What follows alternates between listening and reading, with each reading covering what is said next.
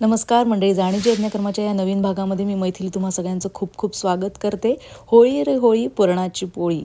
पुरणाची पोळी अर्थात अस्सल महाराष्ट्रीयन पदार्थ, गोडाचा सगळ्यात आवडता पदार्थ, महाराष्ट्रात घरोघरी केला जाणारा पदार्थ आणि होळी आली की ते हमखास केला जाणारा पदार्थ, सगळ्यांचा आवडता पदार्थ. पण मी आज तुम्हाला वैदर्भीय पद्धतीने ही पुरणाची पोळी दाखवते. हे साधारण मी 3 वाट्या चण्याची डाळ घेतलेली आहे. साधारण 2 कप होईल इतकी आणि तितकंच मी पाणी घालते आहे याच्यामध्ये. त्या साधारण थोडं वरती घातलं तरी चालणार आहे. आपण कटबीट काही करणार नाही आहे. विदर्भात कट करण्याची पद्धत नाही आहे. याचा गॅस एकदम लो ठेवायचा आहे, कारण नाही तर सगळं पाणी बाहेर येईल. हे बघा, 4 ते 5 शिट्ट्यानंतर डाळ एकदम मस्त शिजली आहे. मी डाळ भिजवून वगैरे काही घेतली नाही. 2 ते 3 वेळा मस्त धुवून तिला फक्त कुकरला लावलेली आहे. आपण आता कुकरमध्ये तिला छान मस्त घोटून घेऊया स्मॅशरनी. एकदम एकजीव होऊन जाईल ही व्यवस्थित. मग आपल्याला नंतर जास्त कष्ट पडणार नाही पुरण वाटायला. तर आपण अशा प्रकारे हिला छान स्मॅश करून घेऊया व्यवस्थित. आणि आता याच्यामध्ये आपण साखर घालूया. तर साधारण जितकी मी तुरीची डाळ घेतली आहे तितकीच मी साखर घालणार आहे. हो, साखर, तुम्ही नीट ऐकताय. मी गूळ वापरणार नाही आहे. विदर्भात साधारण साखर घालूनच पुरण केलं जातं, गूळ वापरला जात नाही. पश्चिम महाराष्ट्रात जास्त गूळ वापरण्याची पद्धत आहे, विदर्भात अशी पद्धत नाही. विदर्भात साधारण जाड पोळी केली जाते थोडीशी, आणि खूप मऊ लुसलुशीत पोळी केली जाते. भरपूर साखर घालून मऊ गोड अशी पोळी असते ही. तर ज्याच्यामध्ये म्हणजे तूप अगदी असं जिरलं पाहिजे आणि हाताला पोळी तोडताना पूर्ण पुरण लागलं पाहिजे, अशी ही पोळी विदर्भामध्ये केली जाते. म्हणूनच मी माझी ही खास पद्धत तुमच्यासाठी घेऊन आलेली आहे. तर अशा प्रकारे मी साखरही तितकी घातलेली आहे जितकं मी चणा डाळ घेतलेली होती. तर डाळ आपली शिजून आपण 2 कप अर्थात 3 वाट्या साधारण चण्याची डाळ घेतली होती, तितकीच मी साखर घातलेली आहे, 2 कप इतकी. साखरेच्या गोडीप्रमाणे तुम्ही कमी जास्त करू शकता, आणि तुम्हाला वाटत असेल तर अर्ध गूळ अर्धी साखर असंही घालू शकता. साखर घातली तरच पुरणाची पोळी मऊ होते खऱ्या अर्थाने. गुळाने अजिबात मऊ होत नाही. तुम्हाला ती दिसत असली तरी ती मऊ नसते. थोड्या वेळाने ती भगराळ होते आणि गूळ आणि पोळी असं वेगवेगळं होतं. या पोळीमध्ये तसं होत नाही अजिबात. आणि हे बघा, मी कुकरमधनं काढून एका पॅनमध्ये शिजायला घातलेलं आहे. हे पुरण छान घट्ट शिजलं पाहिजे म्हणून, आणि व्यवस्थित त्याला जाडबुडाचं हवं होतं म्हणून बेस. तर मी याच्यामध्ये आता साधारण 1 टीस्पून इतकं वेलची पावडर घालते आहे. आणि याच्यामध्ये आपण सुंठ पावडर पण घालूया. सुंठ पावडरनी हे बाधत नाही असं म्हटलं जातं, तर आपण सुंठ पावडर पण याच्यामध्ये घालूया. हे बघा, मी तेवढंच सुंठ पावडर पण घालते. आणि साधारण अर्धा जायफळ मी याच्यामध्ये किसून घालते. पुरणाला जायफळाची चव एकदम मस्त लागते, उत्तम लागते. आणि पुरणाची पोळी खाऊन गुंगी आली नाही तर त्या पुरणाच्या पोळीला काय मजा. तर जायफळामुळे मस्तपैकी छान झोप लागते. असं छान जेवण झाल्यानंतर होळीचं आपण थकलेलोही असतो, तर अशी ही छान जायफळ, वेलची आणि सुंठ घालून आपण हे छान पुरण आता मस्त घट्ट शिजवून घेऊया. तुम्हा सगळ्यांना तर माहितीच असेल की पुरण शिजण्याची खूण काय आहे. तर आपला हा जो सराटा आहे, तो चमचा त्याच्यामध्ये उभा राहायला पाहिजे पुरणामध्ये, इतकं हे घट्ट आणि छान शिजलं पाहिजे. ते कशाचाही आधार न घेता उभं राहिलं आणि पडलं नाही उलटनं आपलं, की आपलं पुरण पूर्णपणे छान शिजलं आहे. ही त्याची सगळ्यात महत्त्वाची आणि मस्त खूण आहे, सोपी आणि छान. सगळ्या घरोघरी ही सांगितली जातेच, पण मी तुम्हाला एकदा सांगते. तर हे बघा, असं छान पुरण आता घट्ट घट्ट शिजत आलेलं आहे मस्तपैकी. आणि आपण याच्यामध्ये आता उलटनं उभं ठेवून बघूया की हे छान उभं राहणार आहे का. याचं छान खदखदून शिजायला लागतं. याच्यामध्ये मी डाळ गरम शिजवताना अजिबात हळद वगैरे काहीही घातलेली नाही आहे. आणि हे अशीच आमच्याकडे करतात, हळद वगैरे घालत नाही. आता हे बघा, खूप घट्ट झालं आहे, कडा पण सगळ्या सुटत आलेल्या आहे, कोरडं झालं हे सगळं मिश्रण. आणि हे बघा, आपलं उलटणं आता एकदम मस्तपैकी उभं राहत आहे. तरी थोडंसं मी शिजवून घेणार आहे. तुम्ही या स्टेजला गॅस बंद केला तरी चालणार आहे.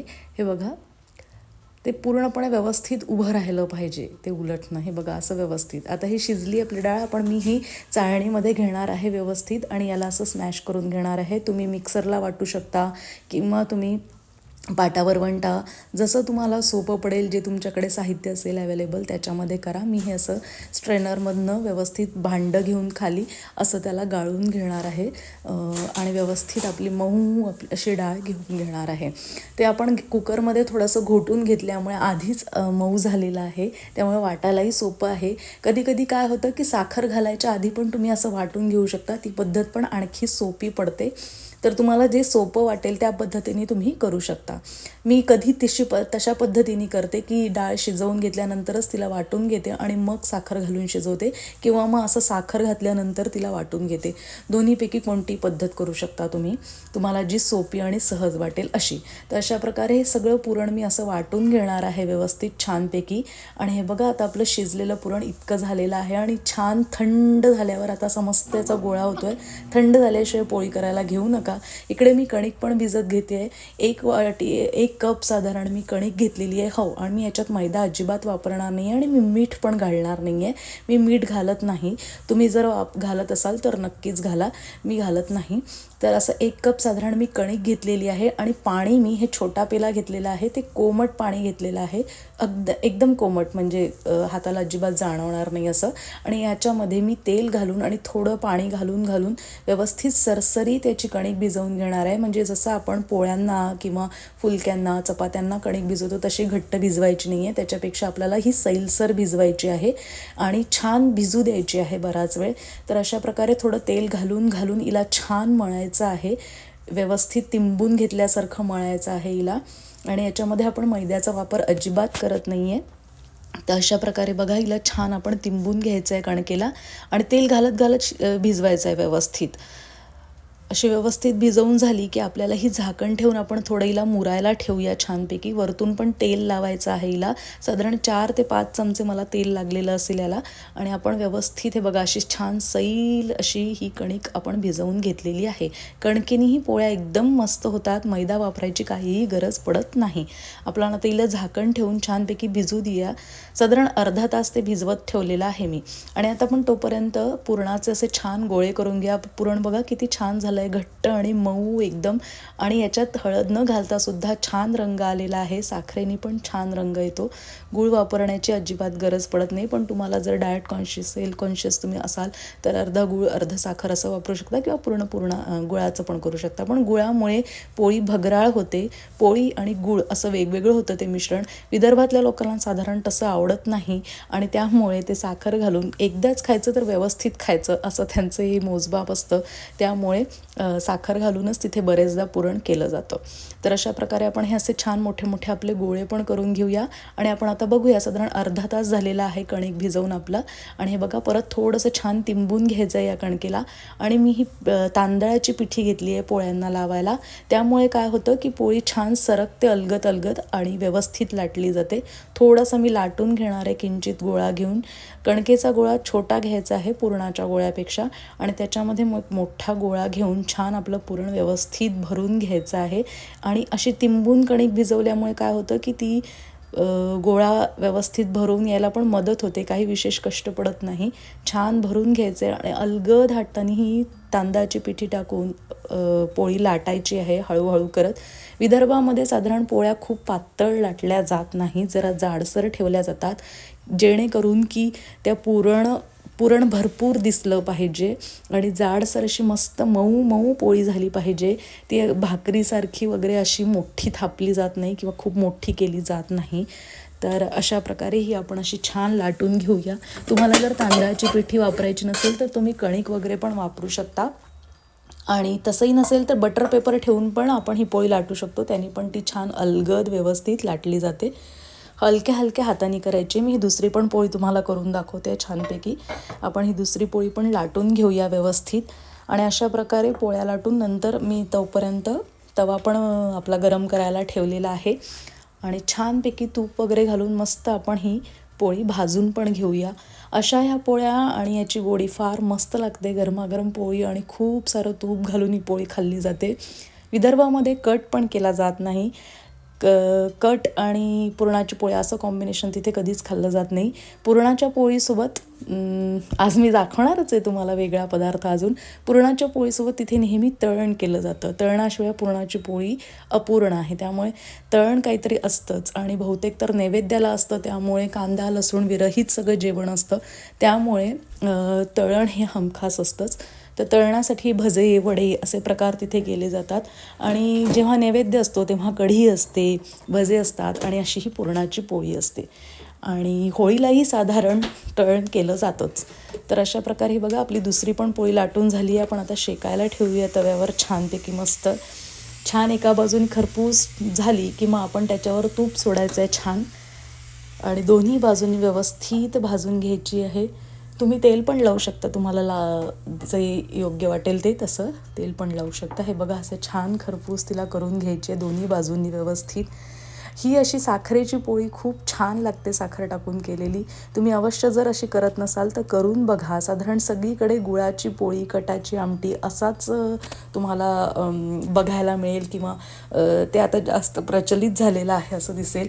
पण विदर्भामध्ये या पद्धतीने करतात. तर तुम्ही हमखास ही पद्धत एखाद वेळेला वापरून बघा, करून बघा तुम्हाला कशी वाटते. एखाद दिवशी खायला काहीच हरकत नाही आणि सणावारांना गोड खाणं तर बनत आहे. त्यामुळे तुम्ही ही करून बघू शकता.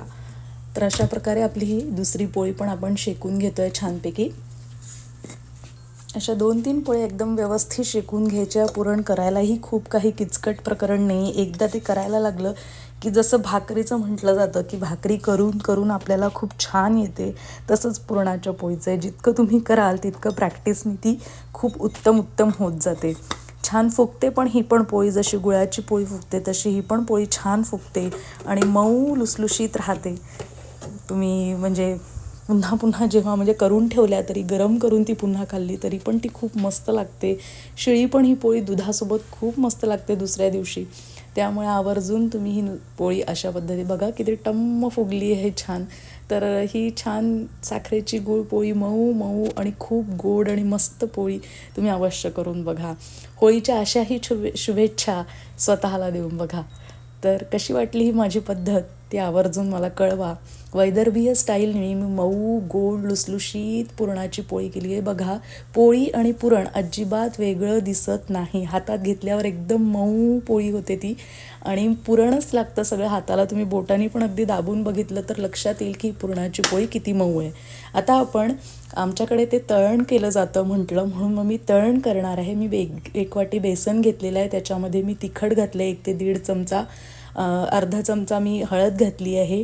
मीठ घातलं आहे 1 ते 1.5 चमचा आणि त्याच्यामध्ये मी ओवा घालणार आहे थोडासा, अर्धा टीस्पून. आणि ह्याच्यामध्ये मी आज थोडं वेगळं ट्विस्ट आणलेलं आहे. नेहमी आपण कांदे भजे किंवा इतर भजे, बटाट्याचे भजे वगैरे करतो नैवेद्यासाठी. आमच्याकडे कांदा चालत नसल्यामुळे मी यावेळेला अळूची पानं होती तर अळूची भजी करते आहे. 5-6 अळूची पानं होती. ती मी छान धुवून व्यवस्थित बरेचदा छान व्यवस्थित धुवून घेतली, पुसून घेतली आणि चिरून घेतलेली आहे. आणि अळूची पानं घालते त्याच्यामुळे मी चिंचेचा कोळ घातलेला 1 चमचा. आता ही अळूची पानं छान लांबट आकारात, उभ्या आकारात मी छान चिरून घेतली आहे. ही याच्यामध्ये आपण एकदम व्यवस्थित मिक्स करून घेऊया आधी. म्हणजे त्या पिठाला व्यवस्थित आणि त्या सगळ्या मसाल्यांना व्यवस्थित कोट झालं पाहिजे अशा प्रकारे आपण व्यवस्थित मळून घेऊया याला. आणि हे थोड्या वेळेनं आपण बाजूला ठेवून देऊया झाकून, जेणेकरून याला पाणी सुटेल असं. आणि त्याच्यानंतर थोड्या वेळाने मग याच्यामध्ये थोडं करत पाणी मिक्स करायचं आहे. जर 15 मिनटं वगैरे मी असं बाजूला ठेवलं होतं आणि आता थोडं पाणी मिक्स करते. अर्धा कपापेक्षा पण कमी पाणी घातलेलं आहे मी याच्यात. जास्त पाणी घालायचं नाही, एकदम सरसरीत भिजवायचं नाही आहे आपल्याला. आणि तेल गरम झाल्यावर हे बघा मस्तपैकी कढईमध्ये मी आता याला तळायला टाकते आहे. ही पानांची भजी असल्यामुळे खूप खुसखुशीत भजी होतात. छान कुडुम वाजतात अशी छान भजी होतात ही. तर ही पण तुम्ही करून बघा. आणि पुरणाच्या पोळीसोबत हे कॉम्बिनेशन, कढी, भजे आणि पुरणाची पोळी, हे कॉम्बिनेशन एकदा तुम्ही आजमावूनच बघा आणि मला नक्की सांगा किती छान लागतं आहे. तर एखाद वेळेला वेगळा चेंज पण आयुष्यात खूप काही बदल घडवून आणू शकतो. या होळीला असं प्रकरण करून बघा आणि मला वाटतं नक्कीच तुम्हाला आवडेल. तर हे बघा मी दुसरा पण घाणा घातला आहे भज्यांचा. याच्यामध्येही काही विशेष नाही आहे. आपले अळूची पानं आणि आपले रोजचे मसाले बेसनामध्ये घातलेले आहे. तुम्ही बेसनासोबत थोडंसं तांदळाचं पीठ पण घालू शकता अजून कुरकुरीत व्हायला भजे. आणि मस्तपैकी मोहन बिहन पण काही न घालता हे भजे जास्त कुरकुरीत आणि छान होतात. अशा प्रकारे आपला दुसरा घाणा पण झालेला आहे आणि आपला सगळे पदार्थ रेडी आहे. आपण सर्व करूया पुरणाच्या पोळ्या, कढी आणि भजे. मला आवर्जून सांगा हे कसं झालं. होळीच्या सगळ्यांना खूप खूप मनपूर्वक शुभेच्छा. जाणीवच्या यज्ञक्रमाच्या या रेसिपी आवडत असतील तर लाईक, शेअर आणि सबस्क्राईब करायला विसरू नका. तोपर्यंत नमस्कार. पुढच्या भागात भेटूच धुळवडीची नवीन स्पेशल रेसिपी घेऊन, वैदर्भीय स्टाईल. ही रेसिपी कशी वाटली ते मला आवर्जून कळवायला विसरू नका. लाईक, शेअर आणि सबस्क्राईब करा. नमस्कार.